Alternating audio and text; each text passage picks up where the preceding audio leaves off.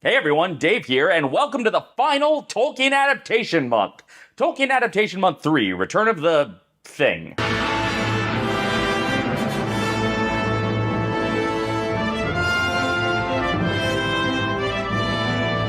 I'm glad you are here with me, here at the end of this annual tradition of celebrating 20 years of the Peter Jackson movies.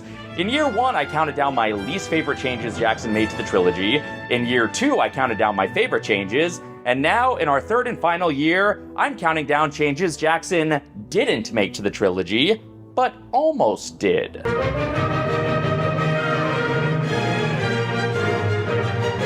Yes, today I'm counting down all the ways I've heard Jackson and his team were considering changing the story when they adapted Lord of the Rings. In some cases, these changes didn't happen because they thought better of it. In some cases, they were just cut for time. But all of them would have altered the narrative of the films, even if only subtly. And I'm counting down to the changes that I think would be most interesting. Not necessarily that would have been the best or worst changes they could have made, but just the ones that I really want to unpack just how they would have affected the rest of the story. So let's get counted.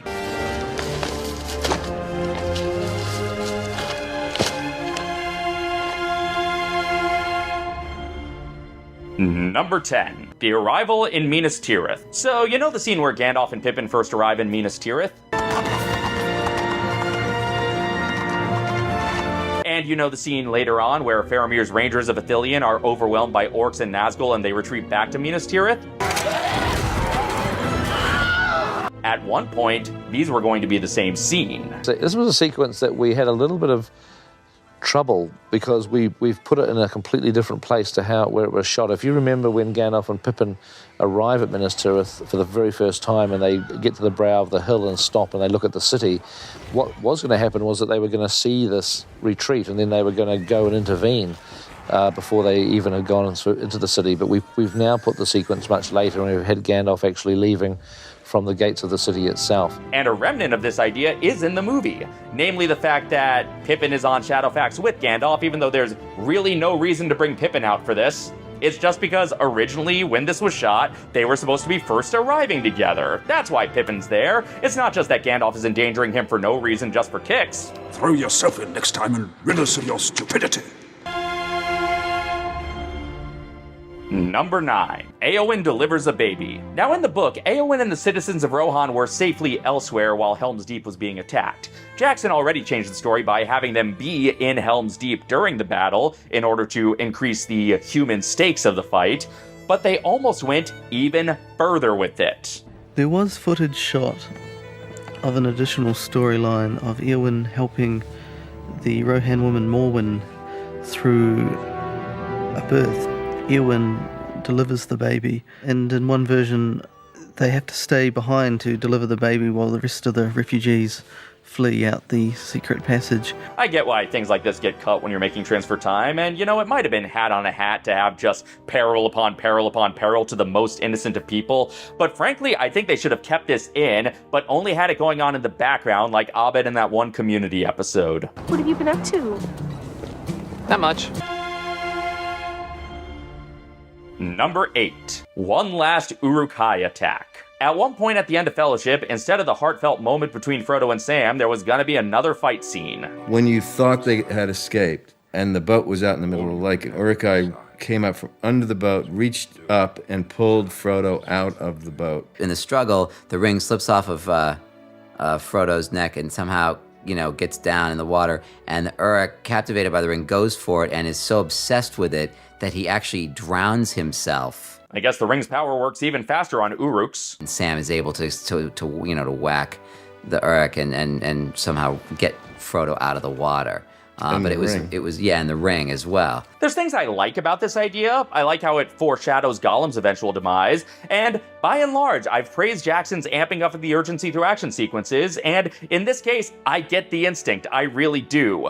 But I'm glad they thought better of it. I made a promise, Mr. Frodo. A promise. Don't you leave him, Samwise Gamgee. This scene is perfect. It doesn't need to be complicated with additional peril. Number 7. Changes to Lothlorien. Shortly after the Fellowship arrives in Lothlorien, there's a moment in the book that's cut from the film where they're sleeping in the trees, and some orcs pass underneath them, looking for them, and Gollum's there too.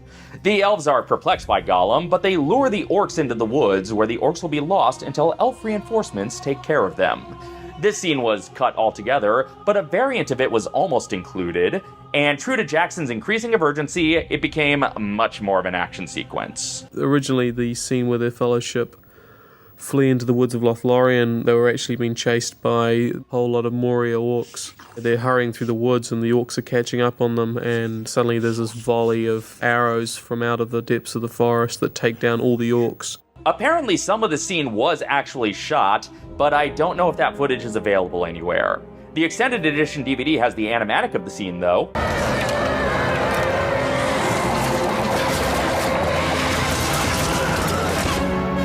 I don't have any particularly strong feelings about this change because I don't think an action sequence here would have ruined the film, but as is, the melancholy tone of Gandalf's passing flows pretty organically into the melancholy tone of Lorien as a whole, and breaking that up with an action beat might have been a little jarring, possibly. So I'm neither sad nor glad they didn't go with this change. But an earlier potential change I am glad they didn't go with is cutting Lothlorien altogether. Yes, infamously, when this was being developed at Miramax, they wanted to cut it to 2 movies, which would have meant cutting even more of the story than they ended up cutting.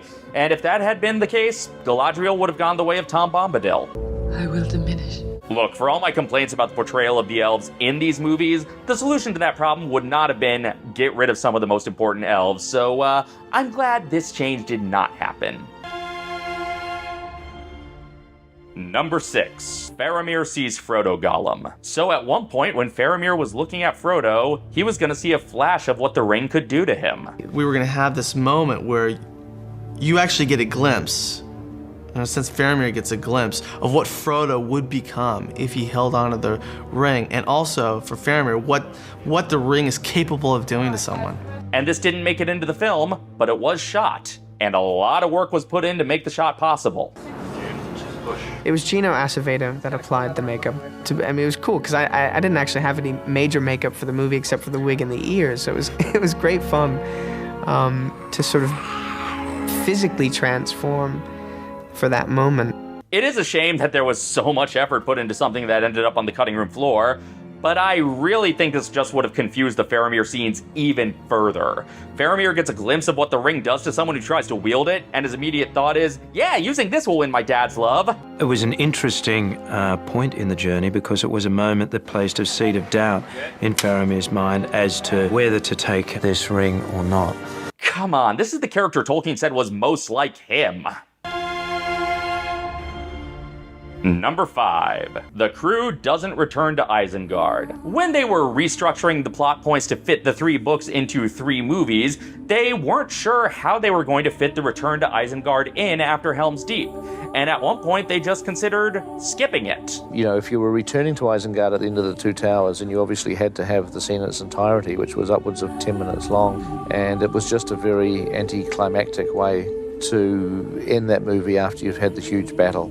And for a long time, the thinking was, well, is there a way that we don't have them return to Isengard? Can they pick up the Palantir somewhere else? I don't know if they thought through everything that would have to change when they considered that. I don't know if they had an idea of where else Merry and Pippin would reunite with Aragorn. I don't know if they had an idea of where else they would pick up the Palantir. I don't know if they had an idea of how else Saruman would be disposed of, but at one point, even if only briefly, they thought that eliminating this trip to Isengard would be easier than fitting it into either the end of the 2 towers or the beginning of Return of the King. They're taking the hobbits to Isengard! But we don't want to go there. Let's just meet them when they get back. Number 4. Aragorn versus Sauron. This is one that I get why it made sense on paper, but I'm really glad they didn't go with it. And we also felt that Aragorn has come this distance with his journey, and that Sauron is his enemy, and that we had to somehow have this personal duel between Aragorn and Sauron. And that's not in the book, but we felt that it had to be in the movie. The moment where Aragorn is dismounted and they're all standing there vastly outnumbered, and this blinding bright light shines on us, which blinds everyone except Aragorn at a certain moment sees something. and walks toward it. It was Anatar, which is the representation of Sauron as he is in his true angelic form. Then the angelic figure suddenly turns into Sauron and attacks Aragorn. There are already too many confusing questions about the nature of Sauron in these movies. Having him actually manifest in person would have just raised even more questions, on top of being thematically unnecessary to have Aragorn face down against him when the real battle is in Mount Doom. Sauron no longer has a physical presence at this point in the novels, and he cannot emerge from his tower. I mean, his tower is his body. The tower is the embodiment of whatever it is of Sauron that actually remains in Middle-earth. And I thought that to bring him back out in physical form would just be, a major concession. But since the scene was shot with intention of doing this, there are a few remnants of it in the final cut. I thought that, all this bright light footage that we have of looking and reacting to the light, that there was no way we could use that. But then it was actually Viggo himself that said to me, we could use some of that footage if we had the idea that the eye flares out. It's almost like it's beaming in on Aragorn. It's psychically affecting him. And since Aragorn had to fight someone big, he's fighting a cave troll.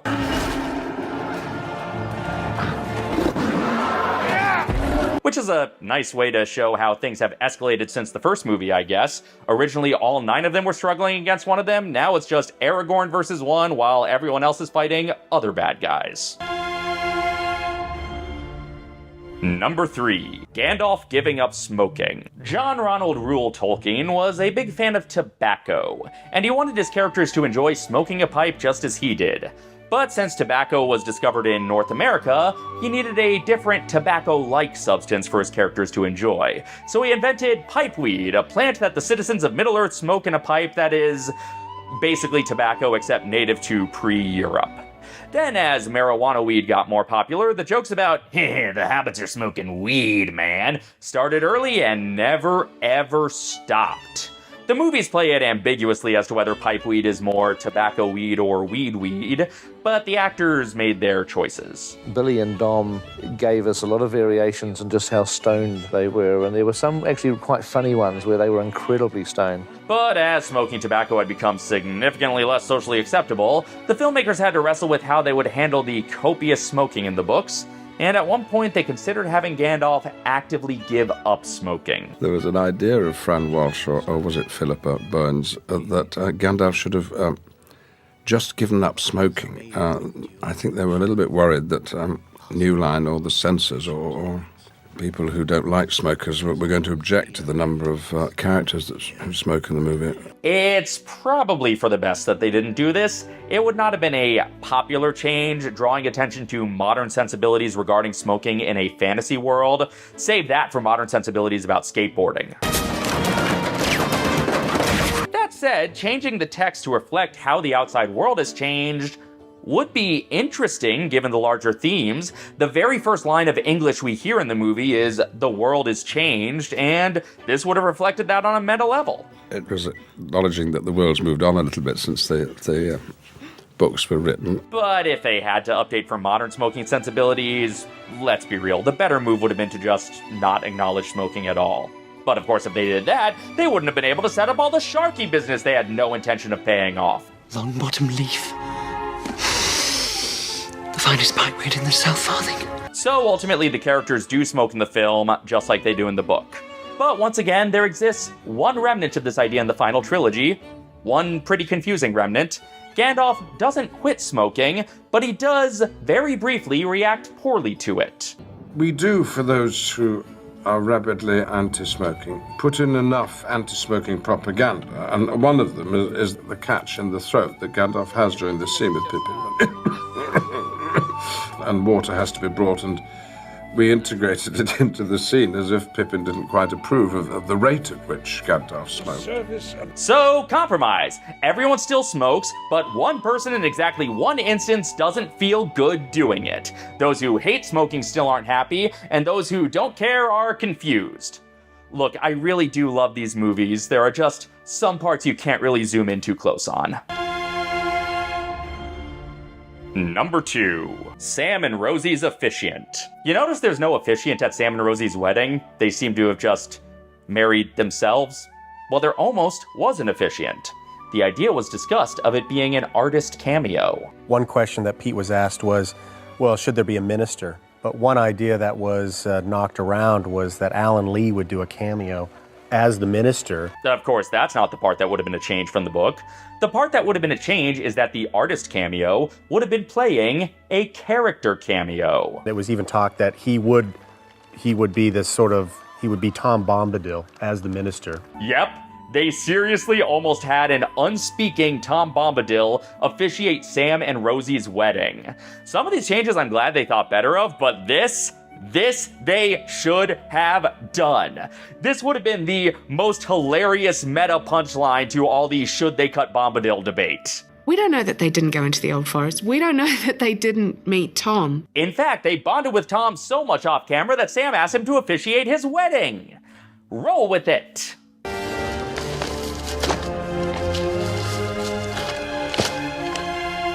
And the number one change that almost was made to the Lord of the Rings movies. A lot more characters were at Helm's Deep in the movie than in the book. I mentioned earlier Jackson moved the innocent citizens of Rohan there, and we talked last year about the elves coming for reinforcements. But there is one elf who isn't there in the final cut of the film, who was there in earlier development. And if you have followed any of the behind-the-scenes info of these movies, you know where I'm going with this. Arwen at Helm's Deep. This is probably the most notorious change that almost happened, and it's certainly the one that fascinates me most because I'm really curious how it would have shaped the rest of the movie. The movie already plays up the Aragorn, Arwen, Éowyn love triangle way more than the book does, but in the final cut, so much of the way it's played is based on the fact that Éowyn is here and Arwen is not. We had a romance where the two characters, Aragorn and Arwen, weren't in the two towers. They weren't in the same space. You know, they were in two completely different places in Middle-earth. How would that entire thread have changed if Arwen was there? How would it have changed Arwen's subplot about going to the Grey Havens? I have no idea. I've never been able to find a shooting script of this version of the movie. I don't even know if there was one. It's possible that they never finished a complete draft because they wrote Arwen out of Helm's Deep when they realized they couldn't make the rest of the story work. And as we're shooting Helm's Deep, a decision was made, look, you know what? Actually, this isn't working. We need to change this. I mean, I know there's the rumor that the reason they changed this is because when it leaked that this was happening, the backlash was so loud they couldn't ignore it, but I don't know. And certainly we got a lot of fan reaction to that. There was a rumor on the net that went out immediately that was the direction the movie was going to go. And there were a lot of objections to that thought. People don't think that we ever look at this stuff, and I once made the mistake of going and reading some of the stuff, and I cried so hard afterwards. What I do know is that this wasn't the only place they considered increasing Arwen's presence in the story. We had the broken sword at Rivendell. We had it obviously being reforged at this particular point in time, and then the question became, how does Aragorn actually get it? And we really just needed a courier to deliver the sword, and I know that we debated whether it should be Arwen a long time ago. But I do think having Arwen at Helm's Deep would have had the potential to be interesting. Not only would it have kept her portrayal throughout the trilogy a little more consistent with her introduction, but it would have been pretty powerful to have her actually confront mortality for the first time in Helm's Deep and still choose it in the end. On the other hand, it could have just led to love triangle shenanigans with the jealous Éowyn. I don't know. But it still wouldn't have been the worst character assassination in the movie. The ring will go to Gondor. I swear, in the book, Faramir and Éowyn make sense together because resisting the ring and destroying the Witch King are the two most badass things any humans have ever done. But here, dude, she is way out of your league. And those are the most interesting changes I've heard about Peter Jackson and his team considering making to Lord of the Rings. Were there any big ones I missed? Let me know in the comments. And let me know what you think about these changes. Should they have stuck with some of these ideas? Would any of them have been deal breakers? As for me, I have the ones I prefer and the ones I don't, but I don't know if any would have been deal breakers because, like I've said before, despite any issues I have with some of the changes they did make, with everything that had to go into this production, it's a miracle the movies are watchable, let alone masterpieces, and it's hard to imagine how futzing with the lightning in a bottle would have changed things. But then that's been a large part of why I do this every year, to explore other takes on Tolkien, how different choices made by adapters affect the story in different ways. Over the last 2 years, I've reviewed every filmed and televised Tolkien adaptation I could find, and frankly, there were so many different takes, so many different styles and adaptational choices that the movies were all distinct enough that they barely invite comparison. But next week we'll be getting into some adaptations that have a little more overlap. Until then, let's discuss everything we've talked about so far in the comments, and this is Dave, signing off.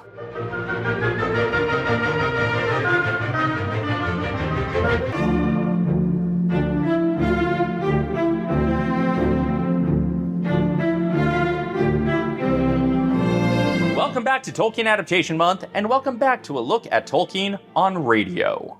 Dave's Obsession! Dave's Obsession of the moments! In year one of Tolkien Adaptation Month, I talked about my favorite adaptation of The Hobbit, the 1968 BBC radio dramatization. I mentioned that it is not the only radio dramatization of Tolkien, and that maybe I'd talk about the others another time. And oh look, it's another time. Yes, Middle-earth was long thought to be unfilmable, and many of the attempts to prove the contrary, didn't. So many adapters thought the best format to bring Tolkien's work to life was audio. There are a couple of foreign language radio adaptations I won't be going into today because I don't speak those languages and I would not have much to say about them. I was lucky to find all the foreign TV adaptations with English subtitles. I am not so lucky with radio plays. I'm also not covering audio books or any other one-man audio productions. To count as a radio play, the script needs to be adapted and there needs to be a cast of performers. I am, however, going to start by talking about a production I've never actually heard. Yes, we are attempting to talk about not only the first attempt to adapt Lord of the Rings to radio, but as far as we know, the first attempt to adapt Lord of the Rings into any other medium. This was a 1955 BBC production, which is lost to the ages, like so many BBC productions. For a long time, all we knew about this was the cast and the crew, and what Tolkien wrote in his letters. He was, not a fan. I think the book quite unsuitable for dramatization, and have not enjoyed the broadcasts, though they have improved. I thought Tom Bombadil dreadful. Okay, speaking as the director of the most prominent English language visual depiction of Bombadil as far as I know, I really want to hear what was so dreadful about this radio depiction. But worse still was the announcer's preliminary remarks that Goldberry was his daughter, and that Willowman was an ally of Mordor. Cannot people imagine things hostile to men and hobbits who prey on them without being in league with the devil? Okay, in their defense, you yourself heavily implied that all evil in Middle-earth was doing Mordor's work, even when it thought it was working for itself, so you gotta cut the adapter some slack there, Tollers. And for a long time we assumed that was all we would ever know, but then it turned out that not only had the scripts for the radio show survived, but several previously unknown correspondences between Tolkien and producer Terence Tiller had also survived. These are all in the BBC archives, and they have not, as of this recording, been released to the public for just any old one to read, but a writer named Stuart D. Lee was granted access to these items. So most of the information I currently have about this broadcast comes from an essay Lee wrote for this book, which is a collection of essays about Tolkien's work published in honor of Christopher Tolkien. This essay doesn't really have anything to do with Christopher. I guess when you devote your life to finishing your father's work, even in death you can't really get out of his shadow. Tolkien and Tiller actually corresponded quite a bit during the development of the scripts. Tolkien acknowledged that it would make sense to cut the songs, and he had some other notes on adaptation, but unsurprisingly, most of his notes were linguistic in nature. He had very specific opinions about what sort of accents and dialects made sense for which of the folks of Middle-earth, because this entire legendarium exists to support his fake language. His real language, but his man-made language for elves. The original plan was for every episode to be 45 minutes each, but by the time the scripts were written, the decision was made to cut them down to 30 minutes each, which, needless to say, required condensing the story even more drastically than was already expected.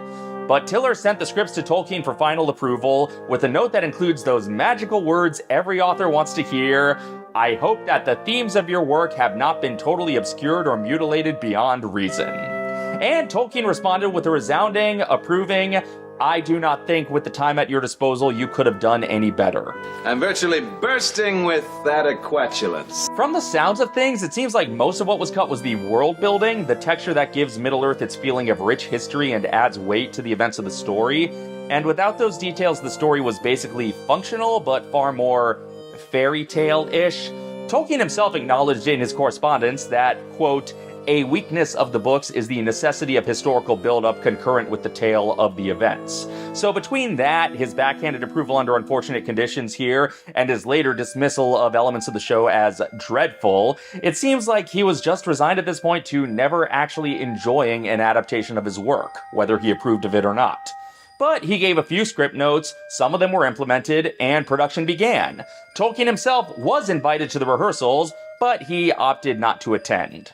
Probably because, again, he knew he wouldn't enjoy it and didn't want to just sit there stewing. Episode 1 aired on November 14th, 1955, which is impressive considering that's less than a month after Return of the King was first published, which means if you're watching this the day it premieres, the 68th anniversary of the first episode is in 2 days.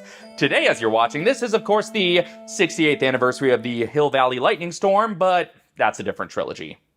Tomorrow's my 3rd wedding anniversary. I should probably make a dinner reservation. The cast is full of character actors of varying degrees of notoriety. The 2 members of the cast who stood out most to me are 2 people who wouldn't have been particularly well known at the time, who play 2 Gondor characters who rarely ever make it into adaptations at all.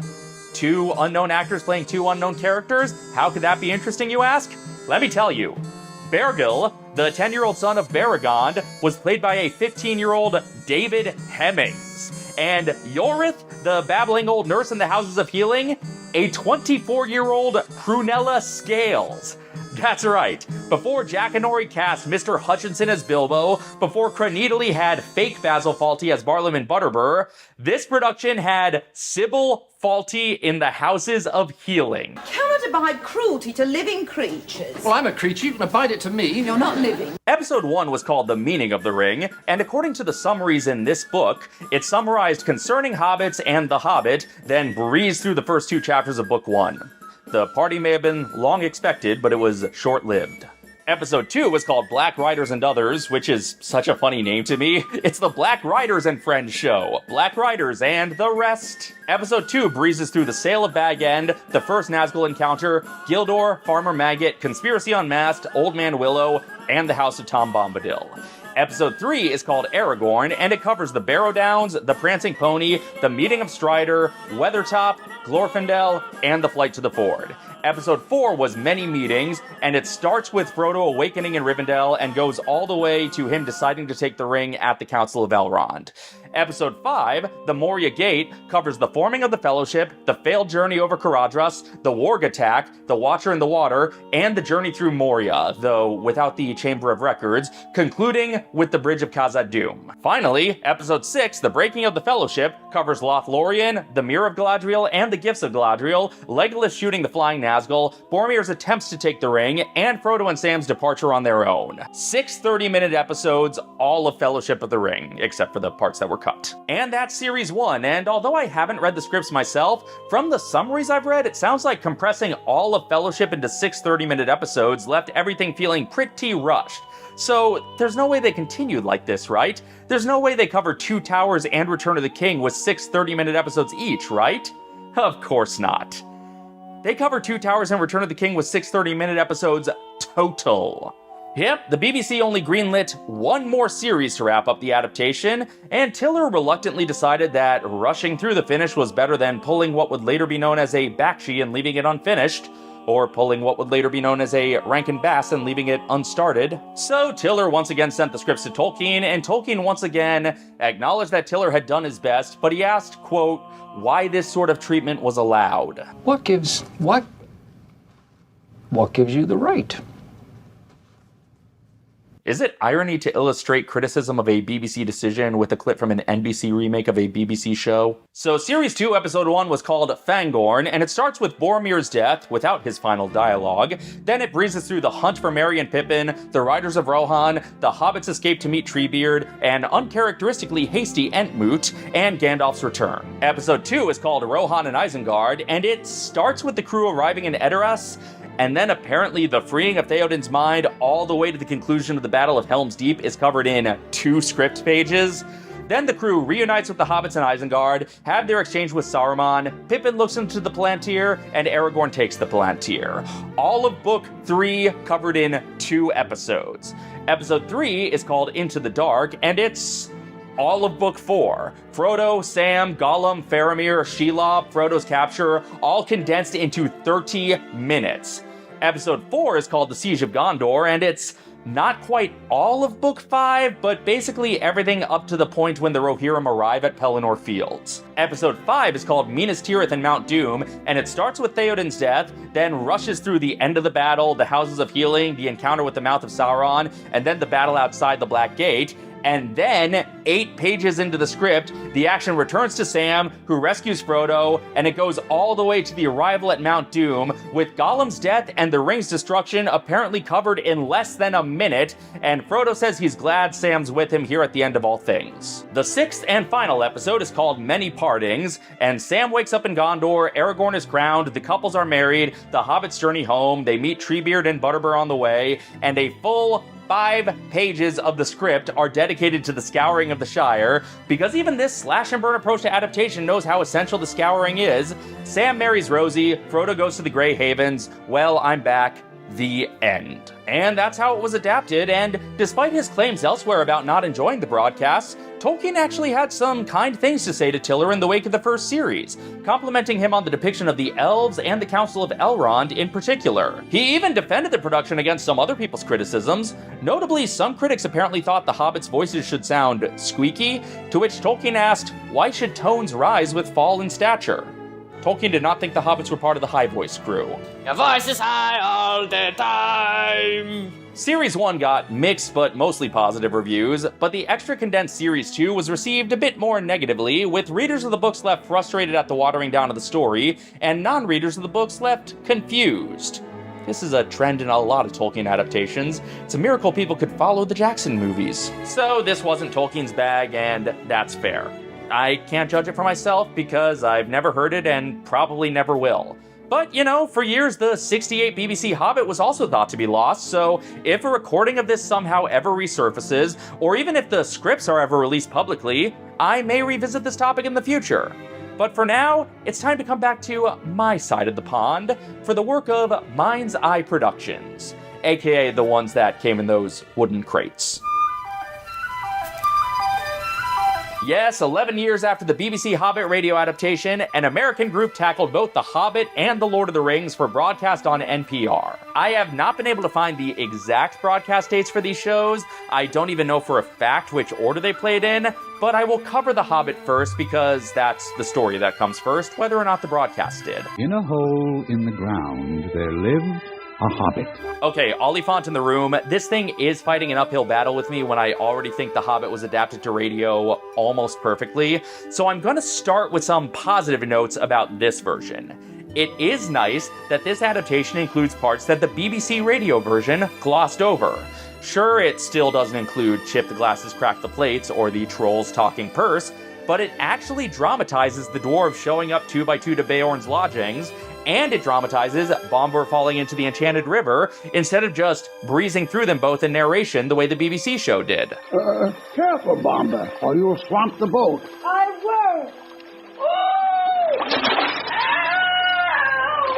Bomber's fallen in. He'll drown. Quick, throw him the rope. And this version does include Bilbo coming home to find an auction at Bag End, but that pretty much is covered in narration. He had arrived back in the middle of an auction in which the effects of the late Bilbo Baggins Esquire of Bag End, Underhill, Hobbiton, were being disposed of by Bilbo's cousins, the Sackville Bagginses. But since the 68 version omitted that entirely, it's nice to hear that particular comic beat addressed. By my math, we should have gotten another radio version in 1990 that acted out the auction, but only described Chip the Glasses. But if we did get one, its memory is lost to the ages. But other than those handful of omissions that either one or both made, both of these adaptations are pretty faithful, so the biggest differences come in delivery. Where are you going? What about a little light? We like the dark. Dark for dark business. See, that's almost as iconic as it is in the BBC version. We like the dark. Dark for dark business. Ray Reinhardt is Bilbo, and Just what I say, and please don't cook me, kind sirs. I'm a good cook myself and cook better than I cook, if you see what I mean. he's fine. Bilbo is fine in this. It's not his fault that Paul Damon's Bilbo in the earlier radio show was exquisite. Please don't cook me, kind sirs. I'm a very good cook myself, you know, and I cook better than I cook. if you see what I mean. Tom Luce is Thorin, and We are met to discuss our plans, our ways, means, policy, and devices. We shall soon, before the break of day, start on our long journey, a journey from which some of us, or perhaps all of us, may never return. he kind of sounds like Orson Welles trying to do John Wayne mixed with Jimmy Stewart, but accidentally dipping into Paul Lynde. But he's fine. Now what? Somebody's banging with a stick. Carefully, carefully. It's not like you, Bilbo, to keep friends waiting on the mat and then open the door like a pop gun. That was the sound of the door opening like a pop gun? Those are some gently tumbling dwarves. Then again, we don't know what pop guns in Middle-earth are like, since we don't know what guns in Middle-earth are like.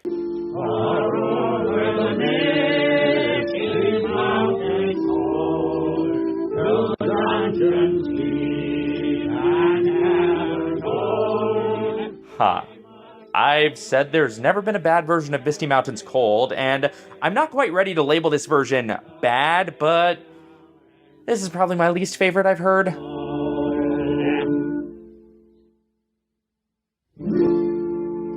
The dwarves of yore made mighty spells. I give them credit for doing more of the verses than the BBC did, even if they still don't cover all of them, and they change a word inexplicably. Where dropping sleep in hollow halls beneath the hills.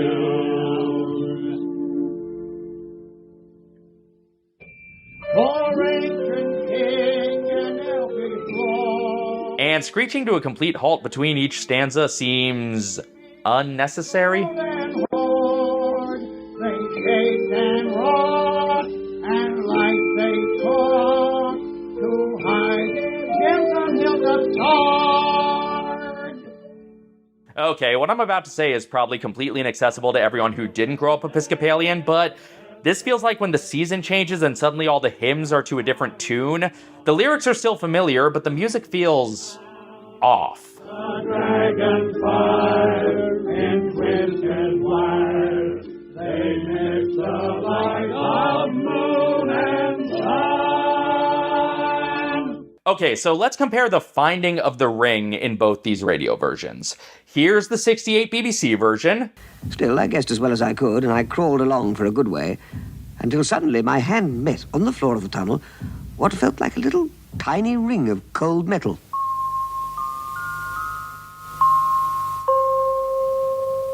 It was a turning point in the Hobbit's career. Not that he knew it at the time. He put the ring in his pocket almost without thinking. And here's the 79 NPR version. He crawled along for a good way till suddenly his hand met what felt like a tiny ring of cold metal lying on the floor of the tunnel. It was a turning point in his career, but he did not know it. Feels like a ring. I'll just put it in my pocket. It's like there's nothing wrong with it. It gets the point across. It just isn't infused with the same level of emotion. It's like a solid A-. The biggest thing this production gets right that my beloved BBC production gets wrong, the pronunciation of Gollum. A slimy creature called Gollum watched him from a tiny rock island in the middle of the lake. They get some other pronunciations wrong, but I'm trying to focus on the positive here. And it's hard to tell from the performance, but it sounds like this is yet another adaptation that has Bilbo deliberately ask a non-riddle.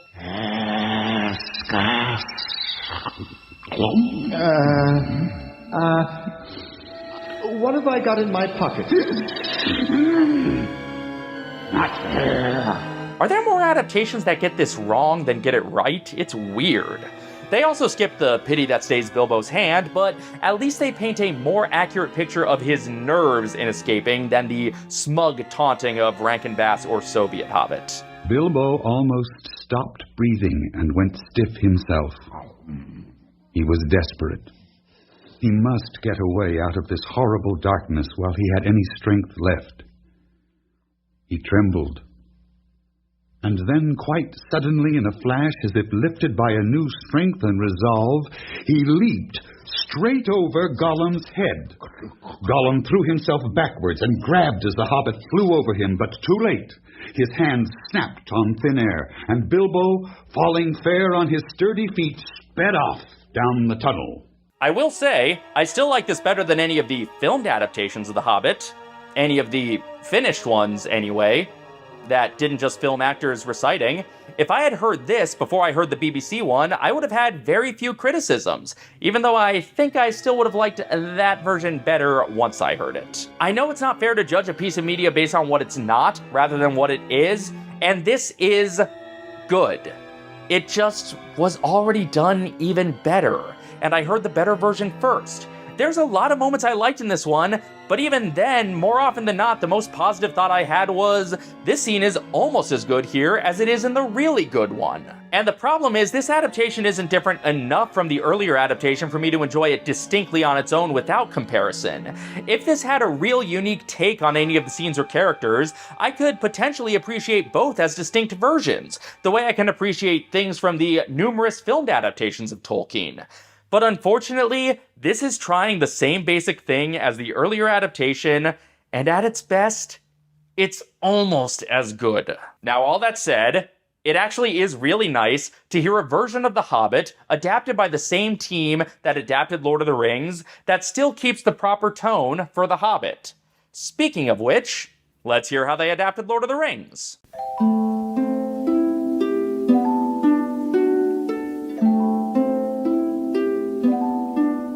Like their take on The Hobbit, the Mind's Eye production of Lord of the Rings is a decently faithful adaptation of the text, only really condensing and abridging things for time, but unlike their Hobbit, this didn't come after an excellent radio adaptation of the same source material, at least as far as we know, since we haven't heard the 55 version, but from what we hear it doesn't sound like it was excellent. So this did not begin its life in another production shadow. Frodo is voiced by James Arrington, whose most prominent voice role is this guy. Oh, no. Oh, yes. I mean, no, madam. Everything will be perfect. And his take on Frodo... You look the same as ever, Frodo. So do you. Maybe a bit older and more careworn. Still... tell me news of yourself and of the wide world. Maybe my brain has been poisoned by too many obsessions of too many moments, but is it just me or does he sound kind of like Guybrush Threepwood? The ring you say is dangerous? In what way? LeChuck's ring had a terrible curse on it, but I put everything right. You're safe and everything's gonna be fine. This Frodo sounds more like Guybrush than the Frodo who was actually voiced by Dominic Armato. My errand awaits. What a pity that Bilbo didn't stab that vile creature when he had a chance. Pity? It was pity that stayed his hand. The audience didn't hear it, but trust us, it was pity. So you have come, Gandalf. Yes, I have come for your aid, Saruman the White. James Arrington also plays Saruman, and the role is a little more... arch. Have you indeed, Gandalf the Grey, for aid? Yes. It has seldom been heard of that Gandalf the Grey sought for aid, one so cunning and so wise. I'm sure this is at least partially an attempt to distinguish the voice from Frodo's, but it's just so sinister cartoon bad guy. I don't feel any magical persuasiveness in this Saruman's voice. But what has one of the big people got to do with us? A lot of the hobbits and the elves are voiced by women, which I'm fine with because there weren't that many roles for them in the story, but it seems to be an attempt to make them sound diminutive or fair, and I don't know how well it works. And what is he doing in this part of the world? Begging your pardon, I know where he comes from. Where? It's from Hobbiton, that this Black Rider comes from. I guess these producers thought only some tone should rise with the fall in stature. I can hear Fireside Tales and children's stories at home, Sam Ganji, if I want to. Still, I do hear queer things these days, to be sure. Ah? Who invented the stories anyway? Take dragons now. No thanks, I won't. Sam is voiced by the legendary Lou Bliss, aka all these characters, and Sam's not really given much of an introduction. He's mentioned by the gaffer, but then he just shows up arguing with Sandyman, and we start following him until he hides outside Bag End dropping eaves. Mr. Frodo, sir, don't let him hurt me. I heard a deal that I didn't understand. I know his introduction's not that much more in-depth in the book, but like the way narration works in the book, we actually feel the weight that we're meeting an important character. And like, we know Sam because we know this story, but if this was your first exposure to the story, the introductions might feel a bit unfocused. Master Elrond, believe not that in the land of Gondor, the blood of Númenor is spent, nor all its pride and dignity forgotten. The actor who played both Boromir and Theoden here would go on to be the voice of Admiral Akbar. I greet you, and maybe you look for welcome, but truth to tell, your welcome is doubtful here, Master Gandalf. Insert joke here about Boromir's greed or Grima's council being a trap. Unlike the 6 hours total of the 55 production, this version got 11 hours, giving it breathing room to be mostly coherent in its adaptation. Still rushed at points, but like it mostly makes sense. Mostly. But I've heard something that's made me anxious and needs looking into. I think you should get off at once. Okay, so unlike in the book, where Gandalf is urgent, but he's still okay with Frodo planning his leaving methodically, here he just says Frodo should be off at once, much like Jackson would later have him do. But Bilbo's birthday came and went, and still Gandalf did not return. So Frodo didn't exactly go off at once then. This is the problem when you just take some phrases from the book verbatim without thinking about how they're affected by the parts you did change. Unlike Ralph Bakshi the earlier year, this version includes Gildor. Tonight, Frodo, you will lodge with us if you will. Oh, thank you indeed, Gildor. A star shines on the hour of our meeting, as you say in High Elven speech. This is good fortune beyond my hope. And it includes Farmer Maggot. Baggins is coming, he hissed at me. I wish to find him. If he passes, will you tell me? I'll come back with gold. No, you won't, I said. And yes, it's got Tom Bombadil, baby. My friends are caught in the willow tree. Master Mary's being squeezed in a crack. Yes, oh hell. Old Man Willow. Not worse than that. I know the tune for him. Old Grey Willow Man. I'll freeze his marrow cold. I'll sing his roots off. I'll just put my mouth to the crack. While basically every adaptational choice is made more in the name of abridgment than in the name of creative decisions, some of those abridgments actually do recontextualize moments of the story. Like Farmer Maggot. The way his episode is condensed leaves it kind of ambiguous as to whether or not Maggot actually remembers Frodo from his youth or not. Until the ending, which makes it much more of a punchline. And Mr. Frodo, Mrs. Maggot put this up for Mr. Baggins with her compliment. For me? Oh, a basket of mushrooms. Well, I never. You remembered me after all. Sure, it's not the melancholy of Book Frodo realizing he lost a chance at a great friendship, but as far as ways to condense Maggot go, I will take it over what Jackson did. Sam, it doesn't seem as if I can trust anyone. Well, after all, sir, Gandalf did say, take someone as you can trust. Yeah, those lines made more sense in the order they were in the book. I'm very pleased to meet you, Mr. Underhill. If old Butterbur got your name right. Okay, so decades before Jackson turned Thorin Oakenshield into Aragorn Light, Mind's Eye just had the same actor play both Aragorn and Thorin Oakenshield. There are some moments in the book that are, for lack of a better word, visual, like the shadow that passes between Frodo and Bilbo, turning him into a little wrinkled creature with a hungry face and bony groping hands. Moments like these could be dealt with in narration, but in this particular case... I should like very much to peep at it again. Yes, I've got it. Looks the same as it always did. Here, if you must. But no, why should I? I'm sorry, put it away. Don't adventures ever have an end? You could also just make it completely innocuous on Frodo's part. Just like a casual changing of the mind, not actually a big emotional beat about the power of the ring. It's funny how both this version and Jackson's version completely rush that moment, but in opposite directions. This might be the only adaptation I've experienced to do all the scenes from the books in the order they're presented in the books. They do all of Book 3, The Treason of Isengard, and then they do all of Book 4, The Ring Goes East, without intercutting between Aragorn's adventure and Frodo's adventure. From the descriptions, it sounds like the 1955 production did the same thing, but every other adaptation I've experienced intercuts between the subplots, or just eliminates one altogether.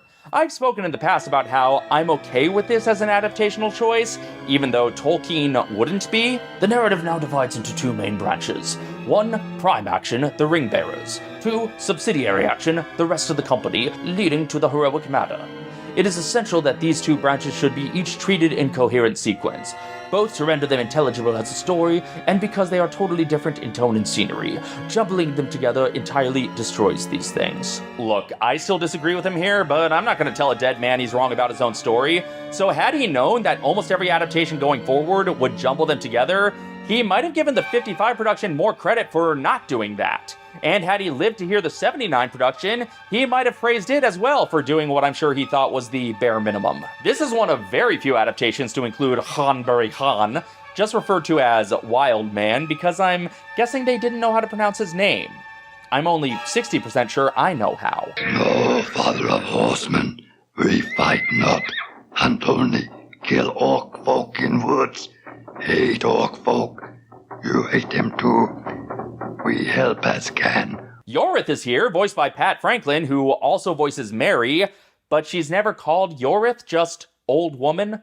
Would that they were kings in Gondor, as there were once upon a time, they say. Why? For it said in old law, yes indeed, the hands of the king are the hands of a healer. And so the rightful king could ever be known. Men may long remember your words, old woman. Once again, I'm guessing this is because they didn't know how to pronounce Yorith. And we got a Beargill. Radio is where these minor Gondorians thrive. I'm Virgil, son of Baragon of the gods. I don't know who plays Beargill here, so I don't know if their career is as interesting as David Hemmings. I will bear you before me under my cloak. Such goodwill should not be denied. Say no more to any, but come. Thank you indeed. Thank you, sir, though I still do not know your name. Do you not? Then call me Dernhelm. The number of women who play male characters makes the fact that Mary doesn't immediately recognize Dernhelm as Éowyn a little more plausible, but the fact that he was just talking to Éowyn seconds ago as the audience hears it makes it way less plausible. For I will sing to you of Frodo of the Nine Fingers and the Ring of Doom. Hey, there's the Minstrel of Gondor, 1 year before Glenn Yarbrough played him. Since year one of Tolkien Adaptation Month, both Tolkien wikis corrected their mistaken categorization of him as a character who only appears in the Rankin Bass film. I don't know if that was corrected because of my video, but if so, you're welcome. I like this adaptation okay, and I'm glad that there is at least one complete Hobbit and Lord of the Rings adaptation that has a consistent through line. That is really nice that such a thing exists. And again, unlike The Hobbit, this wasn't overshadowed by another production at its time of debut.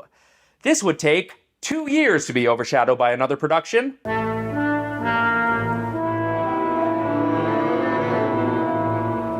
Long years ago, in the Second Age of Middle-earth, the elven smiths of Eregion forged rings of great power.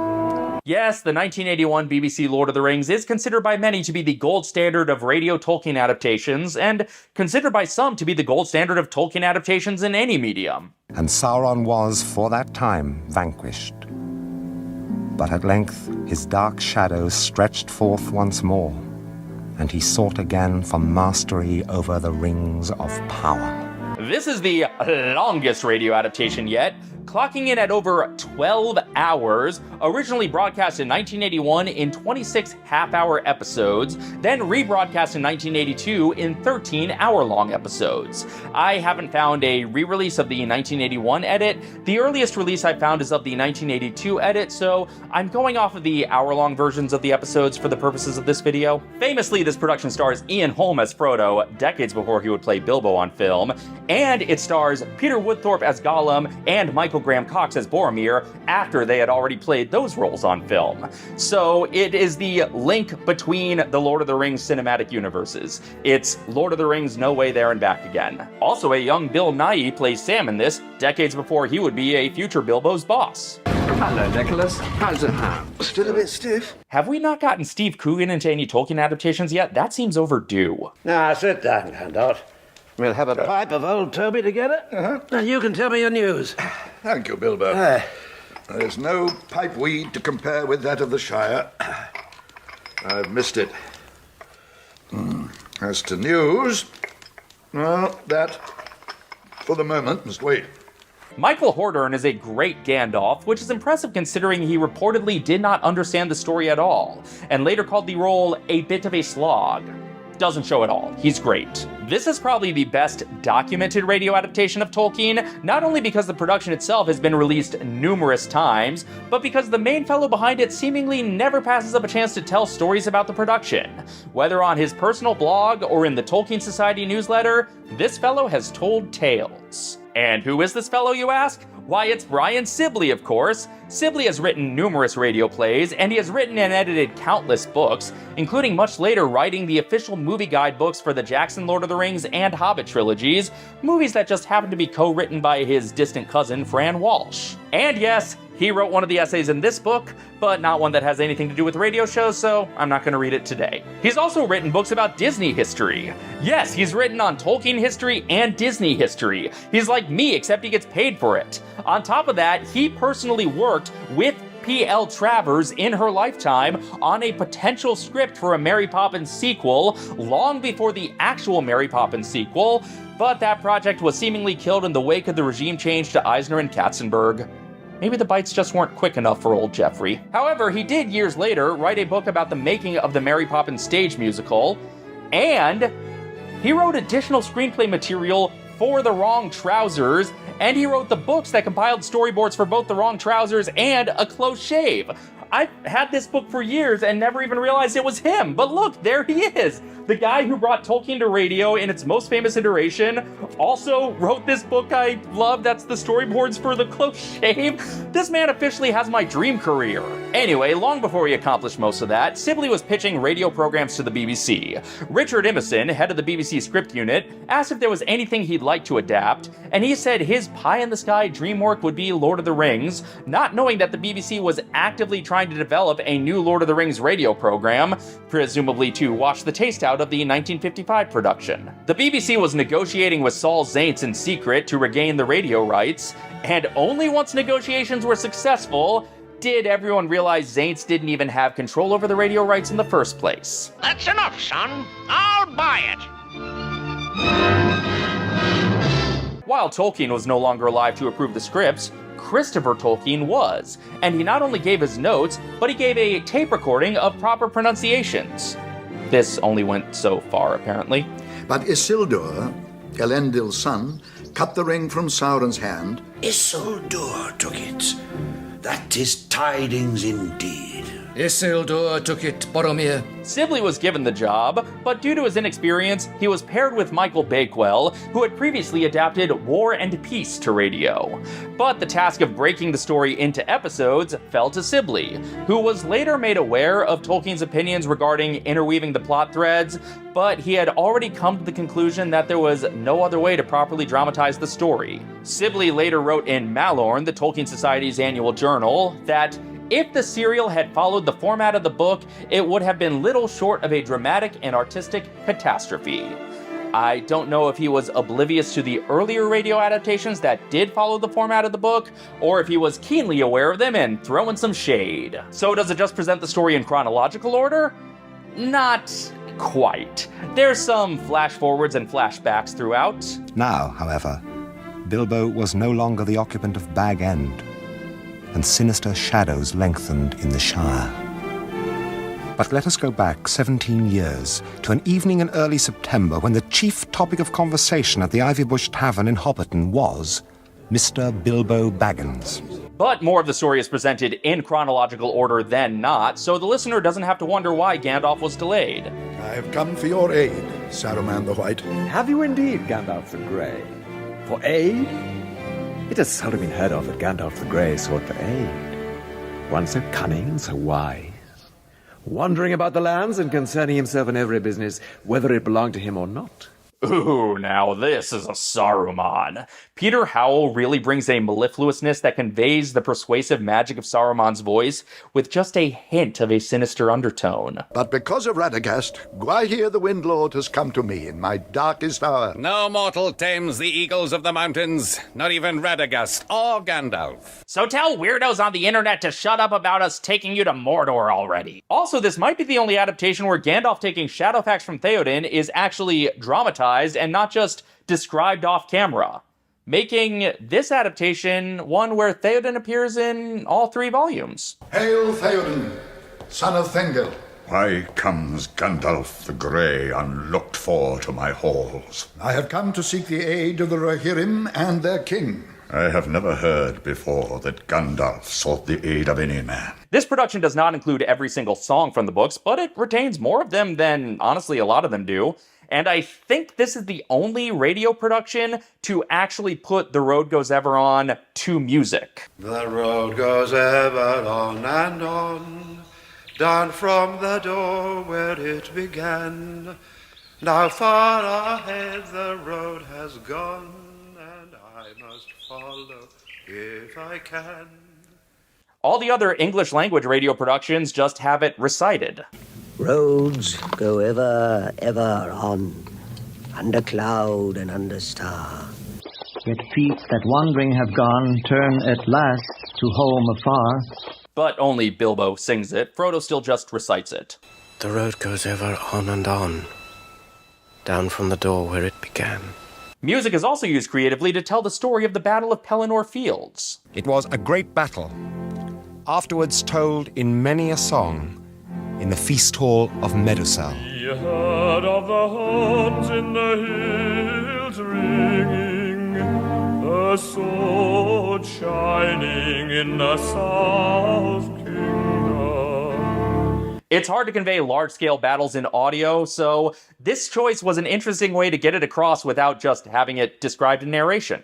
Fired in a forest, they drove through the foemen, Theoden Fengel's son, where the press was thickest, shivered his spear as he struck down the South Road. I've heard some people criticize this choice as being a strange stylistic departure this late into the series, or creating too much distance between the listener and the battle. But honestly, I think making it operatic contributes to the feeling that this is an ancient mythology, which of course is what Tolkien was going for. There are some really creative flourishes in this. I like this device that the presence of the Black Riders and the temptation of the ring is signaled with this chanting of the Ring's poem. One ring to rule them all. One ring to find them. One ring to bring them all. And in the darkness, bind them. I feel like that might have influenced Jackson's choice to give the ring a whispering voice. Unlike the 79 production, this version keeps the full weight of the Maggot exchange, that Farmer Maggot remembers young Frodo and forgives him, and that Frodo laments the loss of this potential friendship. We'll hear anything on the road long before we meet it. You know, Farmer Maggot, I've been in terror of you and your dogs for over 30 years, though you may laugh to hear it. It's a pity, for I've missed a good friend. Well, you should never have gone getting yourself mixed up with Hobbiton folk. So, this is officially my favorite Farmer Maggot adaptation. Just barely edging out the inexplicable Soviet innkeeper. So the only safe thing to do is to go off in a quite unexpected direction. Then we must go through the Old Forest and then on to Bree. So the hobbits do go through the Old Forest, but nothing particularly noteworthy happened there, as far as the listener knows. Is there anywhere there we can stay? There's an inn, Frodo.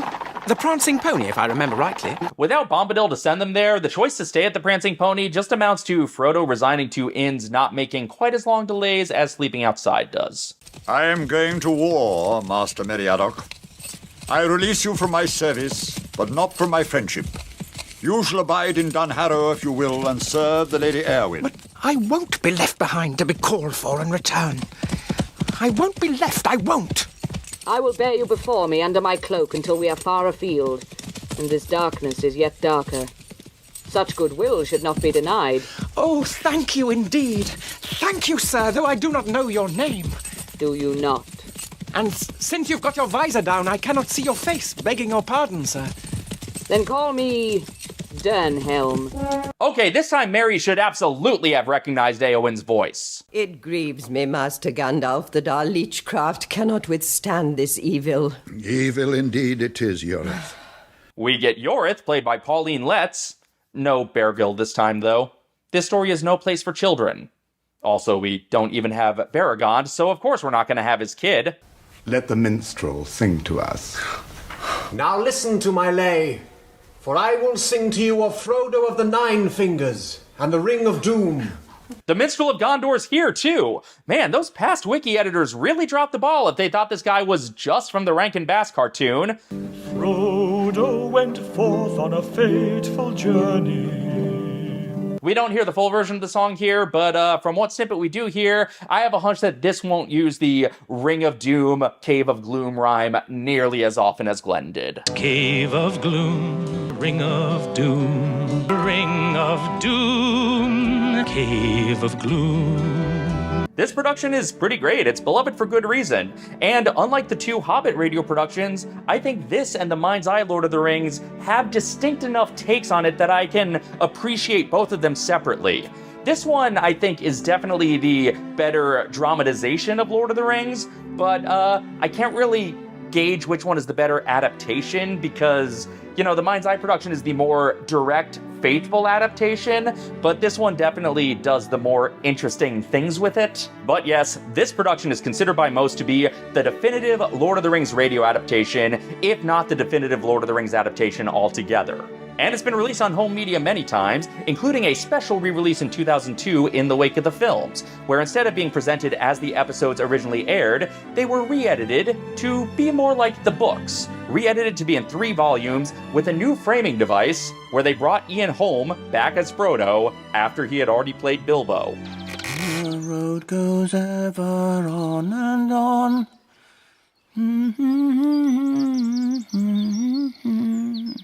Oh, now Frodo sings it. A little bit. Oh, so many pages left blank. Almost as if Bilbo knew that the story which he began would one day have to be finished by someone else. I've left them for you, Frodo, my lad, he used to say. It is so surreal to hear the voice that I'm used to as Bilbo, but playing the part of Frodo imitating Bilbo.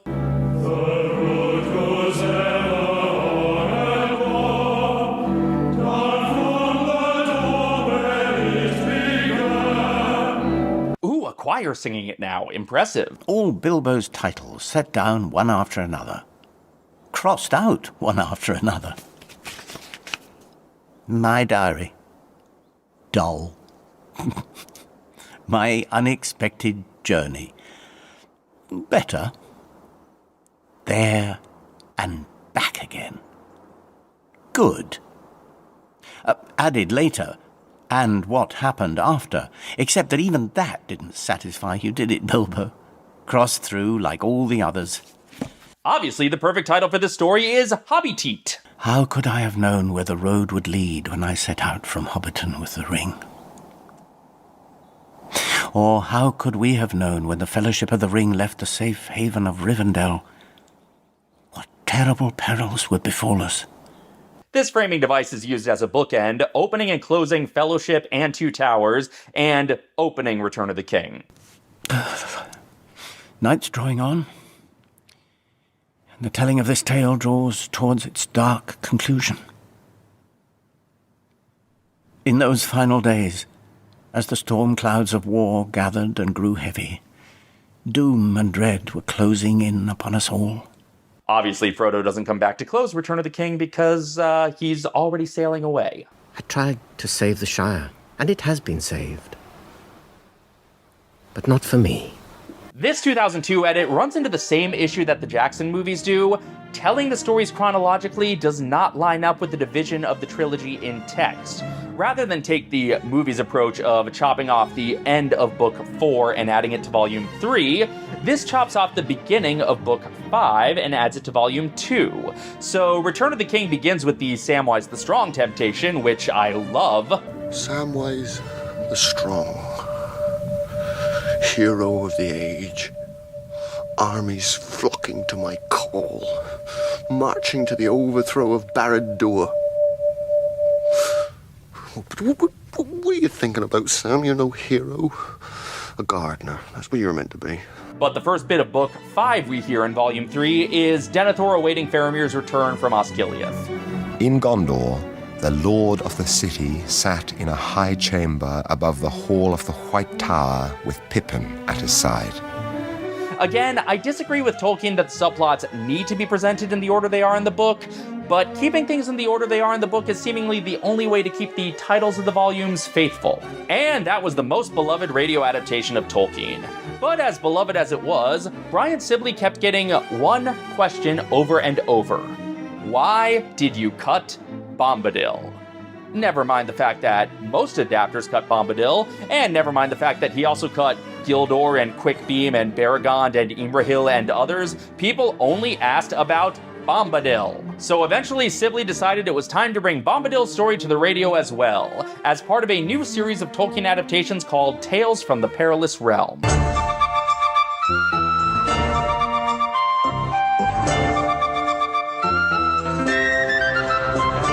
This was broadcast in 1992, and most of the episodes were adaptations of non-Middle-earth stories of Tolkien, so while they are technically Tolkien adaptations and I could cover them, I know they're not actually what most of you are here for, so I'm not going to talk about the other episodes. Well, okay, I will say one thing about one of them. Brian Blessed plays Farmer Giles of Ham. My name, in full, is Aegidius Ahenobarbus Julius Agricola de Hamo. But as there was more time in those days, I'm simply going to call him Farmer Giles. I love it, no notes. But two of the episodes, airing on September 6th and 13th of 1992, were called The Adventures of Tom Bombadil. This was something of a misnomer because these weren't actually based on the poem The Adventures of Tom Bombadil. Although if you want to hear an audio version of that poem, Tolkien himself read it, so there you go. Old Tom Bombadil was a merry fellow. Bright blue his jacket was and his boots were yellow. This, on the other hand, takes its name from the poem, but it's just an adaptation of the Bombadil episode of the text. It's dark and damp. Are the stories about this place true, Merry? If you mean the old bogey stories about goblins and wolves and things of that sort, I should say no. But the forest is queer. Now, this in theory could be slid right in where the chapters were deleted in Sibley's earlier radio program, even though the hobbits are voiced by completely different actors here. But there are two returning cast members, playing different roles. John Church, who previously played Gaffer Gamgee, now plays Old Man Willow, and Michael Hordern, who previously played Gandalf, now plays Tolkien himself. As the heroes of this tale discover when they find themselves caught up in the adventures of Tom Bombadil. It's a pretty solid Tolkien imitation. Better than either of the Soviet Tolkiens. Not bad for someone who didn't really understand his work. Ring a dong pillow, ring a dong up. We better be ready to face some new danger. Doesn't sound dangerous. It just sounds nonsense. Bombadil is played by Ian Hogg, and he's good, but come on, Brian Blessed was right there. Do you know who I am? I'm Tom Bombadil. Tell me, what's your trouble? Tom's in a hurry now. One of the reasons Sibley cut it from the main broadcast was it felt like too long a respite from the thread of the Black Riders, but if you're turning it into its own story, you really gotta amp up the conflict in what is otherwise the safest stretch of the story, so this plays up the couple of moments of peril in the House of Tom Bombadil. Frodo, in a dream without light. A noise like a strong wind blowing, and on it was borne the sound of hoofs, galloping, galloping, galloping from the east. Oh, riders! Black riders! The nightmares the hobbits have on their first night are played pretty well. Pippin, dreaming that he hears in the darkness. Branches, fretting in the wind. Twig fingers, scraping wall and window. And Bombadil tells some of his own tale, which actually does draw from the poem The Adventures of Tom Bombadil, so that's a snippet of an actual adaptation of the poem within an in-name only adaptation of the poem, like all those movies that claim to be based on The Raven. Moving constantly in and out of his talk was Old Man Willow, whose heart was rotten, but whose strength was green. And this story involves being trapped by Old Man Willow, so, even Bombadil's in danger. Tom Bombadil, what be you a-thinking? Peeping inside my tree, watching me a-drinking? And the incident where Bombadil takes the ring is played pretty sinisterly. First off, this version of Bombadil seems to regard the importance of the quest a little more than he does in the text. Tom already knows something of your quest and of the perils which you face. 3 rings for the elven kings under the sky, 7 for the dwarf lords in their halls of stone, 9 for mortal men doomed to die, 1 for the Dark Lord on his dark throne in the land of Mordor, where the shadows lie. He seems more aware of the weight of the quest, but he still treats the ring itself just as frivolously. It's vanished! The ring! Now, merry doll! No need to look suspicious. Here's the ring! Returned, unchanged. It casts an extra layer of doubt on how much Bombadil can be trusted, but it works because it's from the perspective of Frodo, who is under just enough of the ring's thrall to especially distrust anyone else with it. What's the matter, Frodo? Annoyed with old Tom? Something so perilous should not be treated lightly.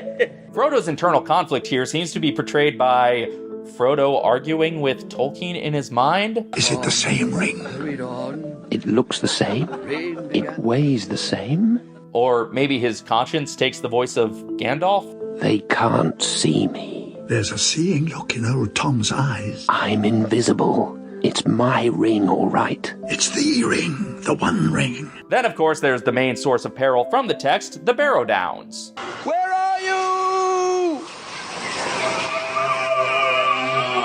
I am waiting for you. No. Oh. Tall, like a shadow against the sky, leaning over me. Eyes, cold. Icy touch, strong, colder than iron. Yeah, it's good and creepy. And Tom comes to the rescue, casting aside any lingering distrust we may feel of him, and he guides them through the rest of the forest. Whoa there, my hearties. There, ahead. The road you must travel. The road goes ever on and on, down from the door where it began. Now far ahead the road has gone, and I must follow if I can. Well, we're back to a non-musical road goes ever on, I guess. Old Bilbo used to say, "It's a dangerous business, Frodo, going out of your door." Yeah, you already said that in the previous radio show. Well, Ian Holm, as you said it. I'm sorry to take leave of Master Bombadil. Yes. He's a caution and no mistake. I reckon we may go a good deal further and see naught better nor queerer. While it takes a few minor creative liberties with presentation, it's mostly a fairly faithful adaptation of the Bombadil chapters in the text that can be sought out if you like Bombadil and ignored if you don't. It's like the audio equivalent of if Jackson had made a Bombadil short film for the DVDs. 11 years later with different actors. So it's cool that it's here for the people whose primary complaint about the 1981 production was the lack of Bombadil. Now throw a bone for the Imrahil Hive, okay? At your service. And those are the other English language radio plays based on Middle-earth, at least that I'm aware of. If I missed any, let me know in the comments. I will maybe cover them in the future. But next week, we'll be listening to something else inspired by Middle-earth. We're going to be playing some tunes. But in the meantime, what do you think of these radio productions? Do you have a favorite out of them? Do you have a least favorite? Let's discuss this all in the comments, and until next week, this is Dave, signing off.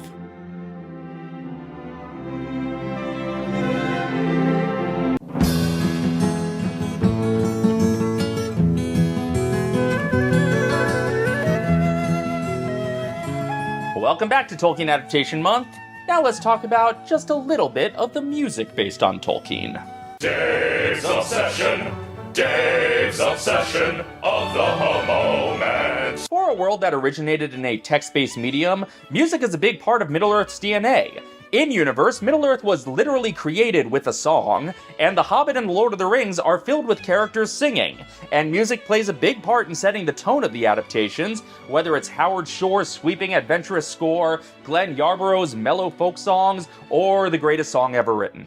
Where there's a whip, we don't wanna go to war today. And not only does music factor into the vast majority of Tolkien adaptations, some adaptations are nothing but music. So today, I'm going to look at some of the music inspired by Middle-earth. This will be in no way comprehensive. There are just so many concept albums inspired by Tolkien, entire bands named after Middle-earth characters and locations, parody songs about hobbits. It would be impossible for me to find them all, let alone cover them all. I am not Haunted Mansioning this.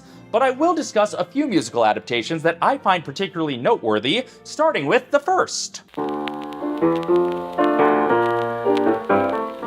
I briefly touched on this in year one, but a composer named Donald Swann composed a song cycle where he put music to several of the songs in Tolkien's text, music that was approved by Tolkien himself. Swann was best known as part of the musical comedy duo Flanders and Swann, so his involvement in a Tolkien adaptation might have been kind of a surprise. A comedy musician doing a Tolkien adaptation? That'd be like if a Lord of the Rings adaptation involved, say, half of Flight of the Conchords, to come up with a completely absurd and not at all believable example. My lady. A book with the sheet music was published in 1967, and then after that, a record was released called Poems and Songs from Middle-earth. I touched on this record last week because half of the record is Tolkien himself reading poetry. And the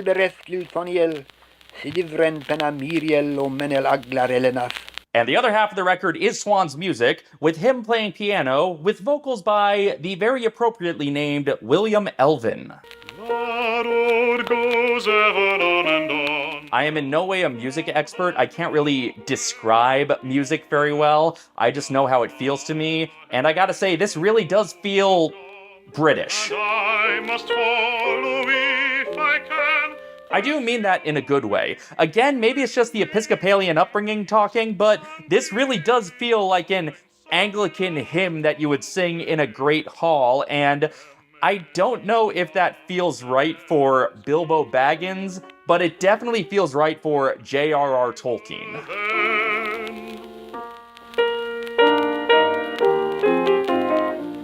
I don't know if this music would work as well for the version of the poem that's in The Hobbit, but for the more melancholy version in Lord of the Rings, I think this really does capture the emotion of the lyrics. But if you don't like it, we're about to get a bit more upbeat. On the hearth the fire is red, beneath the roof there is a bed. Now this, of course, is the walking song that the Hobbits sing in Book 1, Chapter 3, Three is Company, which is also the song that the song Pippin sings to Denethor in the third movie comes from. I do not think that scene would work quite as well if Pippin was using this tune.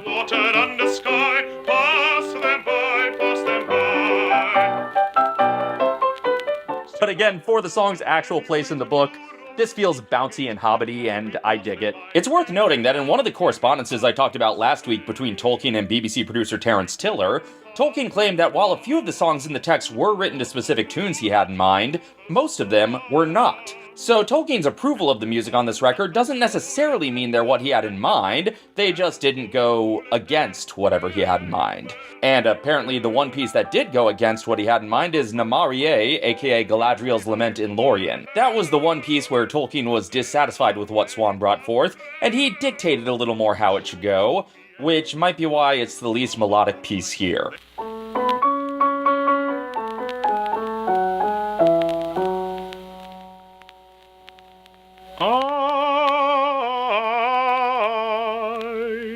Lauriel antalassi surinen, ieni unotte me vera maraldaron, ieni velinte iulder avanier.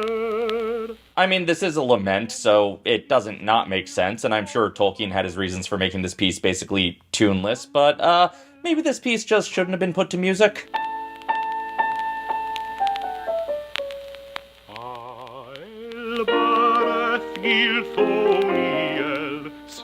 Oh, interesting. The Song of Elbereth is the same tune as The Road Goes Ever, Ever On. I don't know if we're supposed to believe that Bilbo took that tune and put his own words to it, and it's just an ancient Elvish tune that Bilbo happened to know, or if this is not supposed to be the music actually in universe. This music only exists in our world. But either way, it's weird to hear a reprise of Road Goes Ever, Ever On that isn't inexplicably about how easy it is not to try.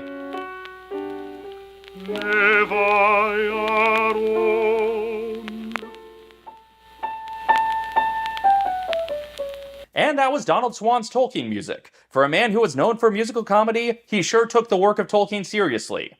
And now let's look at someone who's known for more serious work, who took Tolkien way less seriously. In the middle of the earth, in the land of Shire. Come on, sing along. You all know the words. We all admire with his long wooden pipe, fuzzy woolly toes. This infamous video comes from the July 28, 1967 episode of a variety show called Malibu U, which was like all about, surf culture. It was hosted by Ricky Nelson. That's what you want for your Tolkien adaptations. It was written by Charles Randolph Green, who 17 years earlier did the arrangement on Nat King Cole's iconic version of the Christmas song. And then he wrote this. Just like to eat and be left alone, but one day Bilbo was asked to go on a big adventure to the caves below. I don't know what there is to say about this that hasn't already been said. It's iconic. Okay, that was fun. Let's go back to composers who took Tolkien a little more seriously. I talked last year about Bo Hansen, who had a concept album called Music Inspired by Lord of the Rings, and made a movie, generously speaking, of that album. Originally, the album was released in Sweden as Sagan om Ringen, which is the Swedish title of Lord of the Rings that I'm probably still mispronouncing. But when it came time to release the album internationally, Tolkien's publishers insisted the album title be changed to Music Inspired by Lord of the Rings, making it legally distinct from any authorized Lord of the Rings adaptation. I have no idea what they had to say about the televised version, if it was even on their radar. Since my introduction to this album was the televised version I covered last year, I was surprised to find that Bo Hansen's album and Bo Hansen's movie don't align exactly. The first track of the album is Leaving Shire, which happens about 4 minutes into the movie.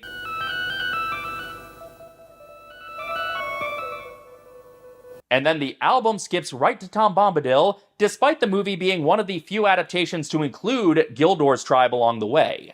No track for Gildor on the album, so the track the movie uses for the first Black Rider appearance is actually the track written for Fog on the Barrow Downs, a scene which the movie skips. Frodo hörde hovslag och hovorna gömde sig i mörkret vid sidan av vägen. Hovslagen upphörde och Frodo skymtade något mörkt. The composer of this album directed this movie, and apparently changed his mind about what was worth including and which music was for which part. And the album goes further than the movie does. The movie ends as the Fellowship leaves Rivendell, but the album has tracks inspired by moments throughout the books, including Lothlorien, Pelennor Fields, The Scouring of the Shire, and The Grey Havens.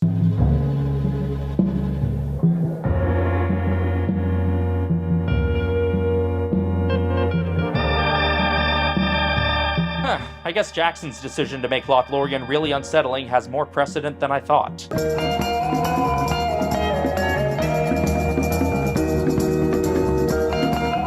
Okay, I dig Shadowfax's theme. It feels like it belongs in the horse riding level of a Sega Genesis game. We got a lot of crappy Tolkien video games, but we were robbed of an early 90s poorly adapted side-scroller.